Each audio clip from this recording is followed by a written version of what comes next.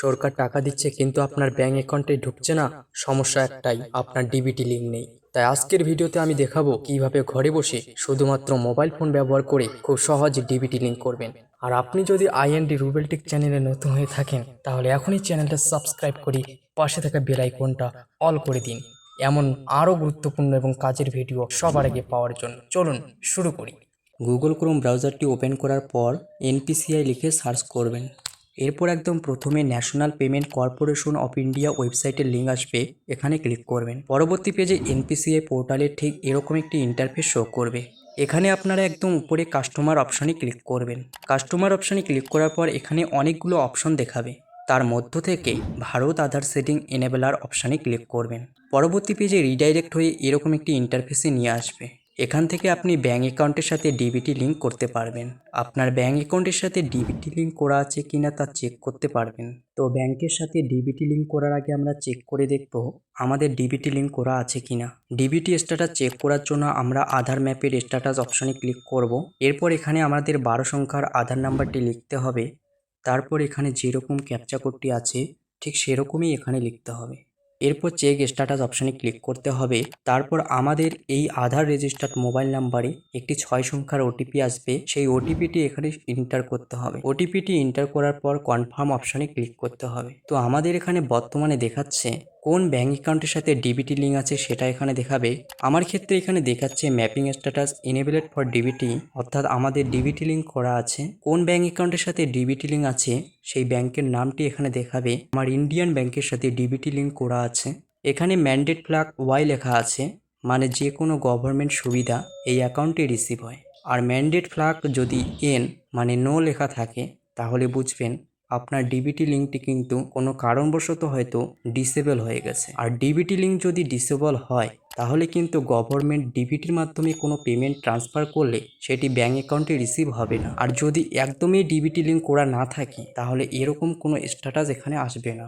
সেক্ষেত্রে আপনাকে DBT link করতে হবে। ডিবিটি লিঙ্ক করার জন্য আধার সেটিং অপশনে ক্লিক করতে হবে। এরপর আপনার 12 সংখ্যার আধার নাম্বারটি এখানে লিখবেন। রিকোয়েস্ট ফর আধার অপশনে সেটিং অপশনে ক্লিক করতে হবে, যেহেতু আপনি ডিবিটি লিঙ্ক করবেন। এরপর সিলেক্ট ইউর ব্যাংকের এখানে ভারতীয় সমস্ত ব্যাংকের নাম থাকবে।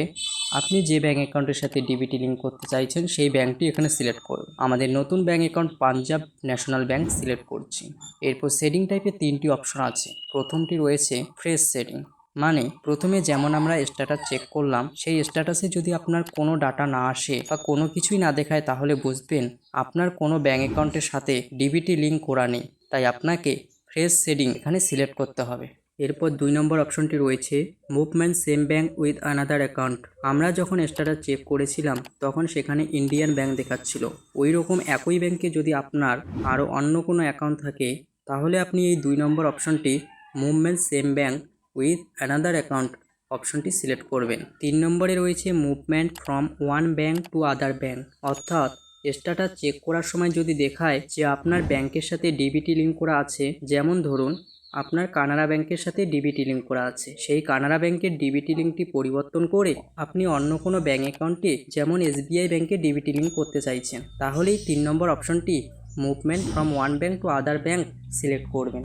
আর যদি স্ট্যাটাস চেক করার সময় দেখেন যে আপনার ডিবিটি লিঙ্ক ডিসেবল হয়ে গেছে তাহলে ঠিক এরকমভাবেই আপনাকে আবার ডিবিটি লিঙ্ক করতে হবে। এরপর অ্যাকাউন্ট নাম্বারের জায়গায় যে ব্যাঙ্কটি সিলেক্ট করলেন সেই ব্যাংকের অ্যাকাউন্ট নাম্বারটা লিখবেন। এরপর অ্যাকাউন্ট নাম্বারটা কনফার্ম করার জন্য আবার সেম অ্যাকাউন্ট নাম্বারটা এখানে পুনরায় রিএন্টার করবেন। এরপর বাই সাবমিটিং মাই আধার বক্সটিতে টিক করবেন। এরপর এখানে যেরকম ক্যাপচা কোডটি আছে ঠিক সেরকম ক্যাপচা কোডটি ইন্টার অ্যাবাভ ক্যাপচা বক্সে লিখবেন।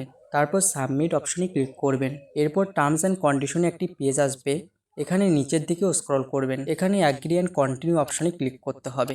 এরপর আপনার আধার কার্ডের সাথে যে মোবাইল নাম্বারটা লিঙ্ক আছে সেই মোবাইল নাম্বারে 6 সংখ্যার ওটিপি আসবে, সেই ওটিপিটা এখানে লিখতে হবে। ওটিপি এন্টার করার পর কনফার্ম অপশনে ক্লিক করবেন। এরপর এখানে একটি পপ আপ আসবে, এখানে বলছে যে আমাদের ইন্ডিয়ান ব্যাংকের ডিবিটি লিঙ্ক করা আছে, সেই ইন্ডিয়ান ব্যাংকের ডিবিটি লিঙ্ক পরিবর্তন করে আমরা পাঞ্জাব ন্যাশনাল ব্যাংকের ডিবিটি লিঙ্ক করছি, তাই আমাকে কনফার্ম করতে বলছে। আমি কনফার্ম অপশানে ক্লিক করছি। এরপর আধার সেটিং স্ট্যাটাস এখানে সাকসেস দেখাবে, অর্থাৎ আমরা ইন্ডিয়ান ব্যাংকের ডিবিটি লিঙ্কটি পরিবর্তন করে পাঞ্জাব ন্যাশনাল ব্যাংকে করলাম। এখন কিন্তু আমাদের ডিবিটি লিঙ্কটি পাঞ্জাব ন্যাশনাল ব্যাংকে হয়েছে। এখন থেকে গভর্নমেন্ট যদি ডিবিটির মাধ্যমে কোনো পেমেন্ট ট্রান্সফার করে তাহলে আমাদের কিন্তু পাঞ্জাব ন্যাশনাল ব্যাংকে পেমেন্ট রিসিভ হবে। এভাবে আপনারা খুব সহজে বাড়িতে বসেই ব্যাঙ্ক অ্যাকাউন্টের সাথে ডিবিটি লিঙ্ক করতে পারবেন এবং ইনস্ট্যান্ট ডিবিটি লিঙ্ক হয়ে যাবে। ডিবিটি লিঙ্ক করার পর যদি স্ট্যাটাস চেক করতে চান যে ডিবিটি লিঙ্ক হয়েছে কি না, তাহলে ভিডিওর শুরুর দিকে যেভাবে স্ট্যাটাস চেক করে দেখিয়েছিলাম ঠিক সেভাবে আপনারা স্ট্যাটাস চেক করে দেখবেন। আমি আর ভিডিও বড় করছি না, আমি এই ভিডিওটি এখানেই শেষ করছি। ততক্ষণে ভালো থাকবেন, সুস্থ থাকবেন, দেখা হচ্ছে পরবর্তী অন্য কোনো ভিডিওতে। ধন্যবাদ।